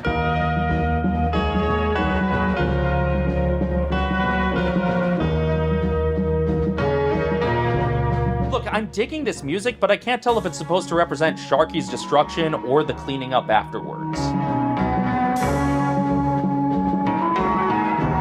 I will be honest, Bo Hansen's music is not the genre that comes to mind when I imagine Middle-earth. At its best, I think this album does capture some of the mood of the story, but for much of the runtime, the emotions I feel from the tracks don't necessarily match the emotions I feel from their corresponding chapters. But as a separate creative project, inspired by the text, I actually like this a lot. It's moody and atmospheric and emotional, and while I don't always hear Lord of the Rings in it, I definitely hear a fantastical realm beyond my understanding. And if the music a composer hears when reading the book doesn't match the music I hear in my head, that's good. That's honestly what's great about art and creativity, about people bringing their own ideas to things, about people bringing their perspectives and their interpretations. How boring would it be if everybody imagined these books exactly the same way? I'd barely get 1 month of videos out of that. Now let's move from Sweden to Denmark and look at the Tolkien Ensemble. The Tolkien Ensemble was founded in 1995 with approval from the Tolkien estate, and they made it their mission to put every song in Lord of the Rings to music. That is an impressive feat, and I am not going to review every single one of their songs because, again, do you know how many songs are in these books? It's a lot. But after several tours and several albums, they did it. They created a version of every song and poem in Lord of the Rings. Now, admittedly, some of the poems they don't actually sing to music. Some of the poems just have music playing underneath them, and the poems are just recited. But they're recited by Sir Christopher Lee. 3 rings for the elven kings under the sky. That's right, the biggest Tolkien fan there ever was, with the most powerful voice there ever was. Hearing him do the Rings poem is enough to just send chills down your spine. 9 for mortal men doomed to die. 1 for the Dark Lord on his dark throne in the land of Mordor, where the shadows lie. This long-running collaboration between Lee and the ensemble also gave Lee the chance to play additional characters beyond the one we all saw him play in the movies. Cold be hand and heart and bone, and cold be sleep under stone. All that is gold does not glitter. Not all those who wander are lost. There shall be shown a token that doom is near at hand. For Isildur's bane shall waken, and the halfling forth shall stand. It actually allowed him to fulfill his lifelong dream of playing Gandalf. Ere iron was found, or tree was hewn, when young was mountain under moon. But if you ask me, the character Christopher Lee is best at in these recordings? Treebeard. In the willow meads of Tassarinan, I walked in the spring. Ah, the sight and the smell of the spring. I know that Peter Jackson let John Rhys Davies play Treebeard so that he could play a character in the films who didn't give him an allergic reaction, but how great would it have been if Christopher Lee had been the actor playing dual roles with Treebeard? I wandered in summer in the elm woods of Ossidiand. It honestly would have been pretty thematically appropriate. Have the same actor play the two opposing forces in the battle for Isengard. Have the same actor play the character who represents Tolkien's love of nature and the character who represents the evils of disdain for nature. Come, join the moot. We are off. We are off to Isengard. To Isengard. To Isengard. To Isengard. No disrespect to John Rhys Davies' version as Treebeard. You know, having that be the dual roles still made more sense than having the same guy play Aragorn and Gollum, but I really think Christopher Lee would have been a great Treebeard. Also, no disrespect to Andy Serkis, whose audiobook is very good, but man, we were robbed of a Christopher Lee audiobook of the entire trilogy. I'm pretty sure he could have just shown up in the booth and recited most of it from memory. Anyway, here's just scattered thoughts I have on some of the songs here. Hey, come Derry dog, up along my hearties, hobbits, ponies, oh, we are fond of parties. So if we're counting the Tolkien Ensemble's body of work as a narrative adaptation, this is definitely the adaptation to feature the most bombadil. Tree and flower and leaf and grass. Let them pass, let them pass.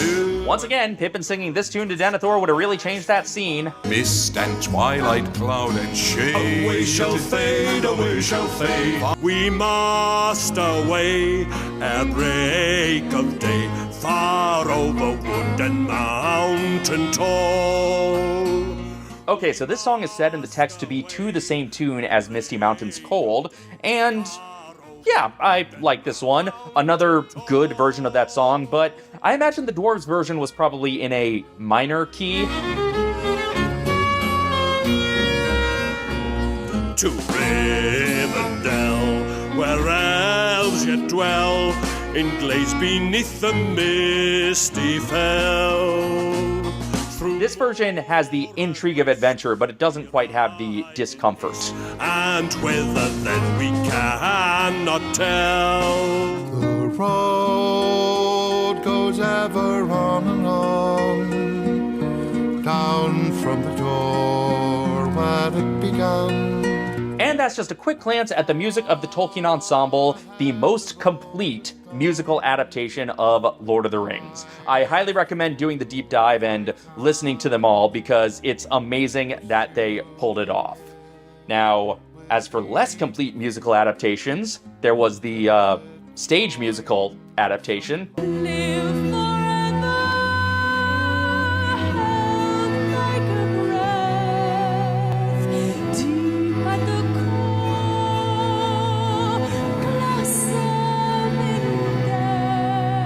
Okay, so there have been numerous Tolkien stage adaptations over the years, mostly of The Hobbit, because that's the children's story that more easily translates to the stage.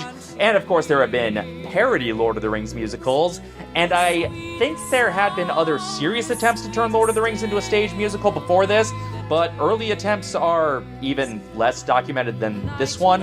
This one is the one people think of when they think of the Lord of the Rings musical. And there was certainly a lot of buzz as this one was being developed. Mostly buzz of the how are they going to pull that off variety. They certainly made an attempt, with composers including the Finnish band Vartina and then future Oscar winner A.R. Rahman, and a commitment to impressive special effects on stage. The producers really wanted to do this right. So it debuted in Toronto in 2006, where it ran for just a little over half a year, and then it moved to London, where it ran for about twice that long, but still closed at a massive loss. And it probably would have gone down as the most notorious musical flop based on a long-beloved piece of pop culture with a prominent movie adaptation in the early 2000s, had a new challenger not emerged 5 years later. And yes, I'm just as mad as you are that Lord of the Rings didn't get a Letterman performance. But I can't really speak to the show itself, the staging, or the effects or anything because I didn't see it live. There are a couple of bootlegs floating around, but the visual quality is, how do I put this gently, unwatchable? So I'm not really going to talk about the show, I'm just going to focus on these songs as they are presented in the original cast recording.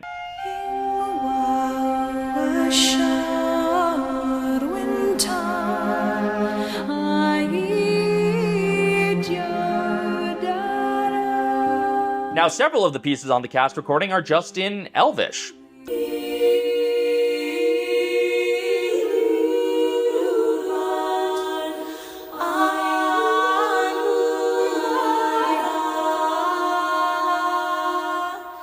I certainly respect that, but I imagine that was one of the many uphill battles this musical faced finding an audience. So the second track is called The Road Goes On. There's a road calling you to stray. I thought it said it's called The Road Goes On, but this sounds like something else. Under moon and star, take the road no matter how far. I mean, it sounds like a musical number from a musical, but it's not The Road Goes On, is it? Don't look back, follow where it goes, far beyond the sun. Take the road wherever it runs. The road goes on, ever, ever on. Oh, I guess it is The Road Goes On, in title alone. Field by field, style by style. Styles upon styles. The road goes on, ever, ever on. The road goes on, ever, ever on. It's not bad, but it's not The Road Goes Ever On. I guess my core problem with this is the same as my core problem with Seussical. You're adapting an author with an immediately recognizable lyricism, an author who has written so much that would translate to music quite easily, and then you're writing lyrics that don't sound like that author, leading me to wonder if the only reason you bothered adapting this author in the first place was the brand recognition. There's an inn of old renown where they brew a beer so brown. Moon came rolling down the hill one heaven's day night to drink his fill. There are a couple of songs here that take the place of songs from the book and evoke those songs a tiny bit in the lyrics, but they're just not those songs. Called by the fiddle to the middle of the muddle with the cow with the capers and the small dog squealing. Moon in a fuddle went to huddle by the griddle, but he slipped in a puddle and the world went reeling. The Tolkien ensemble already proved that all these songs can work to music, and I don't understand why you wouldn't at least make the song sound a little more like the songs in the book. Do you just not want to pay the Tolkien estate songwriting royalties on top of the other royalties? In the middle by the griddle and the moon slept till staring day.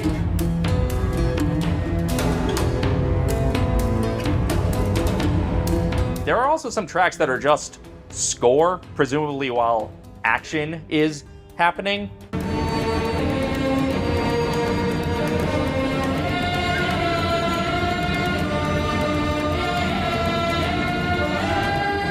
And that's fine, but it's not what I listen to a musical cast recording for.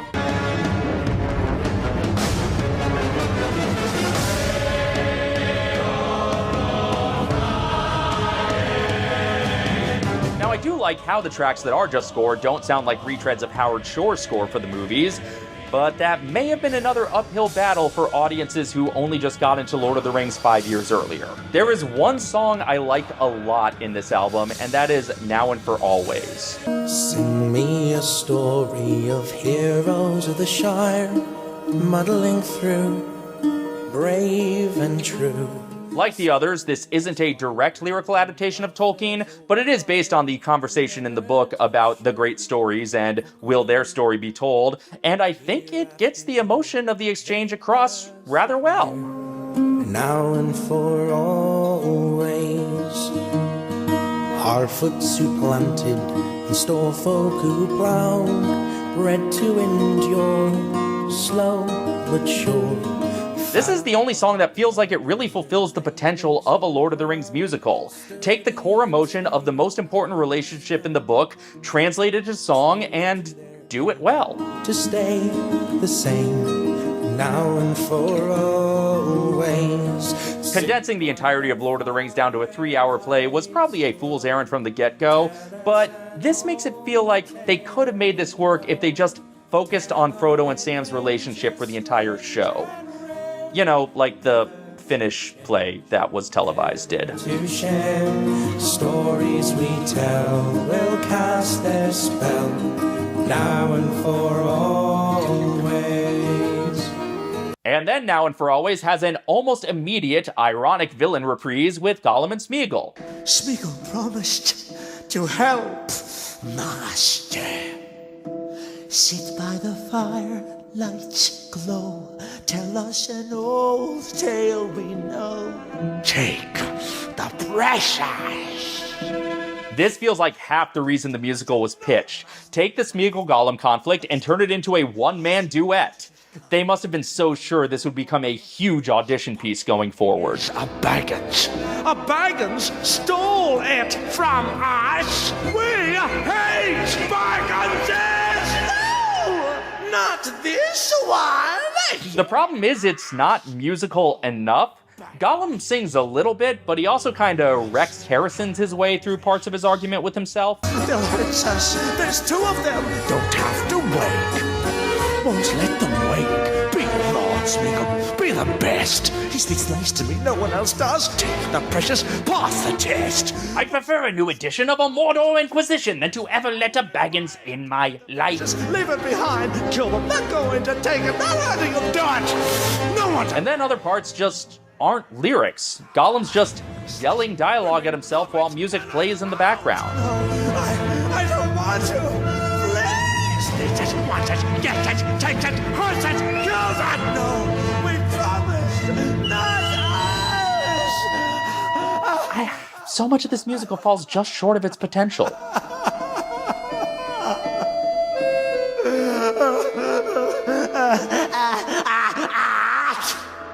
But then it feels like they run out of songs long before they run out of story, and the last handful of tracks are all score. So it really feels like they did not go all the way with turning Lord of the Rings into an actual musical. And again, it was probably a fool's errand from the get-go, but it feels like it should have more songs at least. It also just seems like they didn't use their song time wisely. Like, a lot of the early songs feel superfluous, the later bits don't have songs at all, and they're condensing the story. Couldn't they have found creative ways to musically narrate parts that they had to brush through otherwise? You know, like the BBC radio production did with the Battle of Pelennor Fields? I don't know, maybe the whole thing actually did work better on stage. It just unfortunately did not work well enough to find enough of an audience to make its money back. But the story of this musical is not necessarily over yet. Just this year, it was reworked and revived again. And by reworked, I mean scaled way down, and revived as The Lord of the Rings, A Musical Tale, running as a limited engagement.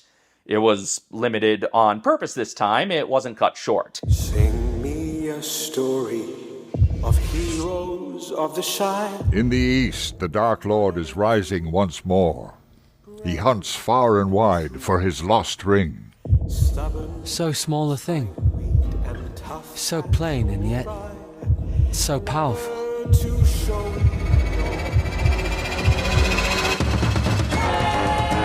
I again didn't see this show because it was in Berkshire, which is not exactly an easy trip from Anaheim, but I actually heard decent things about the production, that scaling it down to a more intimate version and steering into more limited resources actually made the show work better.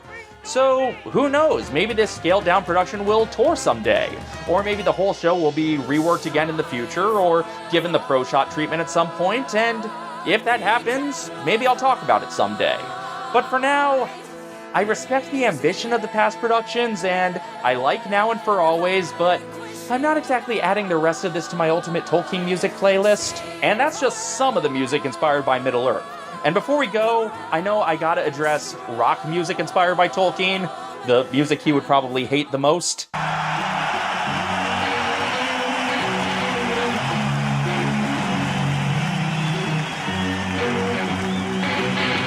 Again, not doing a comprehensive list of rock songs that mention Tolkien, there's just way too many, but rock and roll's relationship with Middle-earth is fascinating because so much of it seems to be based on this stuff seems cool, and only some of it is actually engaging with the narrative. Was in the darkest depths of Mordor.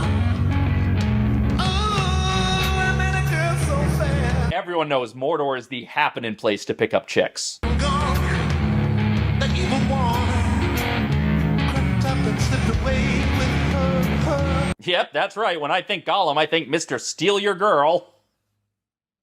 Look at him, he's pure Riz. Caught your fish, so juicy, sweet. Was this not actually a girl? It was actually the ring, and you just saw it as a girl for some reason? Either because of some dark spell or because you're stoned out of your gourd?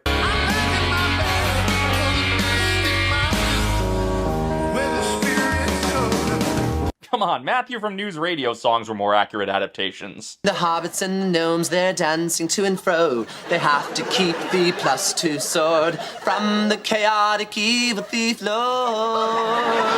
It's just so fascinating to me how many rock stars wanted to be part of Middle-earth. Like, when Mick Jagger heard that Ralph Bakshi was making Lord of the Rings, he tried to get the role of Frodo. The role of Frodo had already been recorded, so it was too late, but just imagine what that would have been like. Please allow me to introduce myself. Of course, the trivia that Mick Jagger wanted to be Frodo was overshadowed by the other British invasion group that tried to be in Lord of the Rings, but their version was never made. Until next week!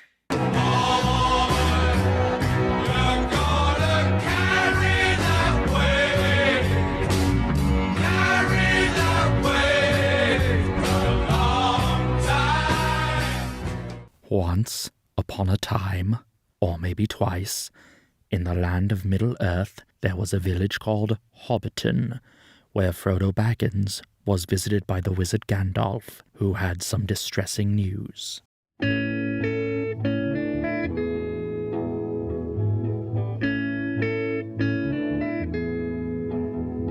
From the past there comes a shadow, Bilbo's story, the one he changed, how he won a gift from Gollum.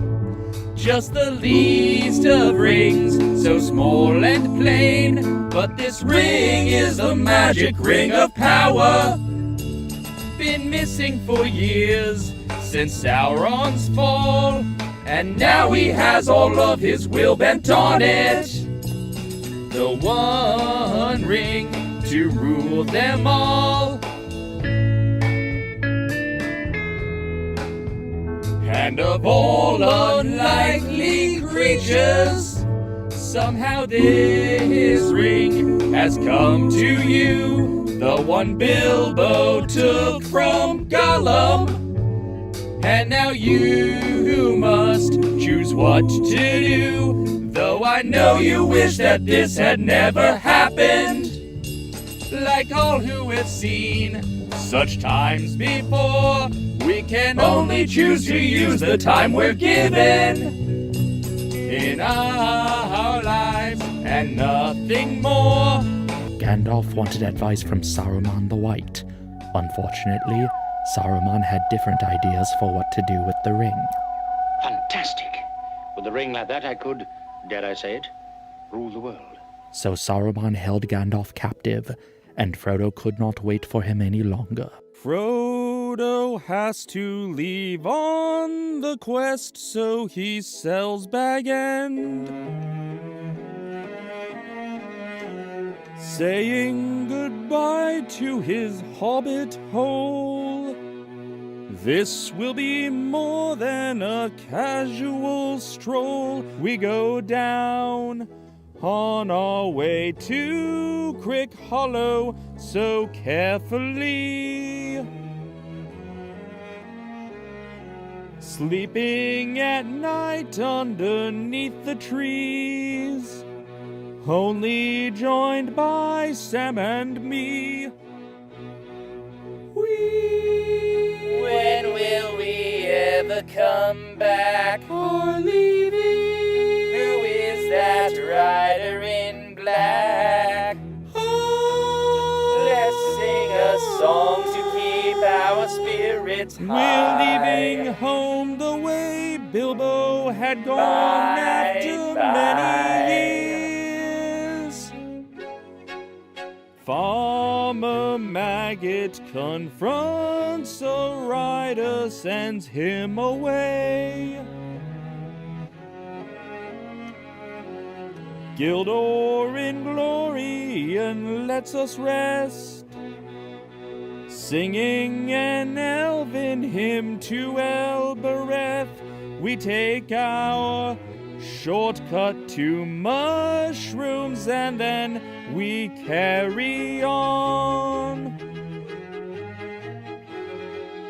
Finally make it to the ferry, greeted at last by Mary. We know that you have to go.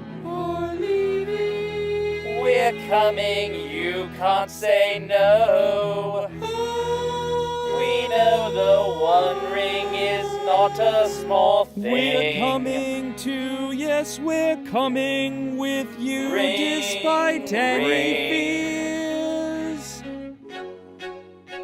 The hobbits have to pass through the old forest dark.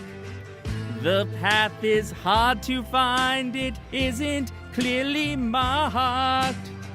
And soon they're trapped inside of Old Man Willow's bark. But they're rescued by Hey, Tom Bombadil comes o'er the hill, shrieks to his will, invites us to chill till we feel no ill. Tom Bombadil, he helps us to heal from our ordeal, refresh our zeal. We kick up our heels, eat his fine meals. What is his deal? He stops Sparrow Whites. Oh, what a fright! One scary night, he sends us to Bree. Says we should see the prancing pony. All that is gold, it does not glitter. All that is gold, it does not glitter. Aragorn Ranger meets with the hobbits when their journey takes them to Bree. But who is he? Calls himself Strider, carries a sword that was broken and shall be remade. Iconic blade, all gold does not glitter, not all who wander lost. Strong gold does not wither, the deep root shall not frost.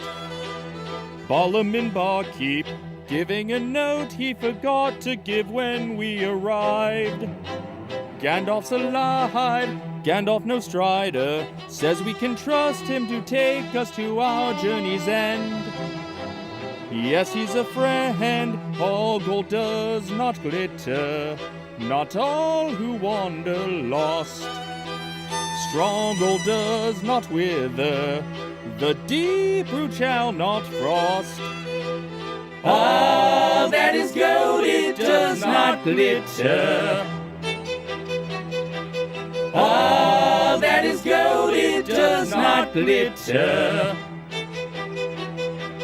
Aragorn Ranger, taking the hobbits on their journey to Rivendell. Will it go well with Bill the Pony?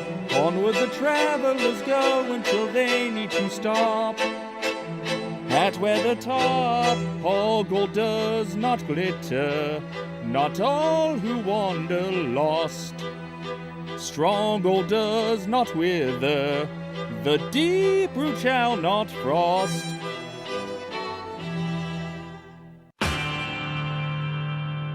It's been a hard day's flight, and Frodo's racing to the ford. He's been pursued all night by the servants of the Dark Lord.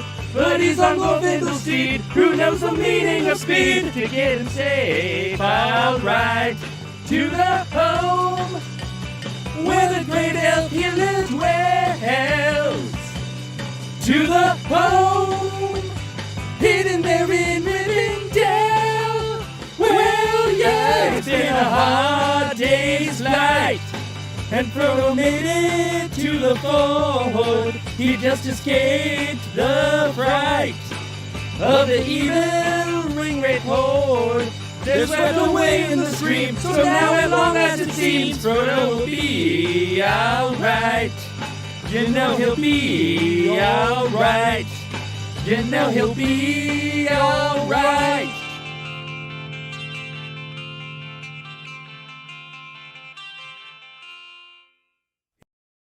To the council of Elrond, some were summoned, one in a dream, and we all discussed the plight of the Dark Lord, Sauron's ring. So we argued what to do, till I said I will take this thing, and we all began the quest of our fellowship of ring. We all walk in a fellowship of ring, fellowship of ring, fellowship of ring. We all walk in a fellowship of ring, fellowship of ring, fellowship of ring. There's an elf and there's a dwarf, and a couple men of Gondor, and the wizard dressed in grey.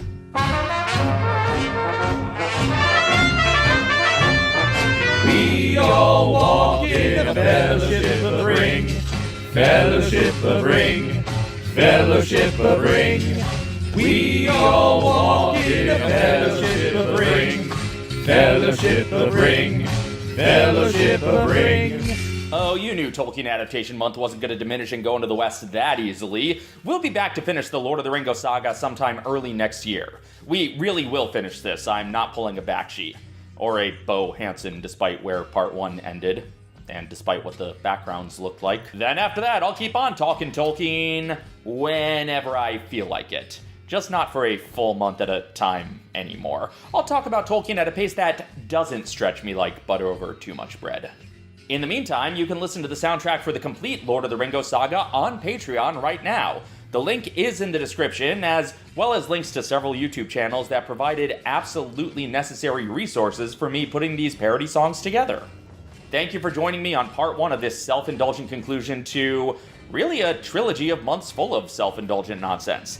Thank you for joining me these past 3 years for Tolkien Month, and I hope you join me for whatever nonsense I come up with next. But for now, this is Dave, signing off.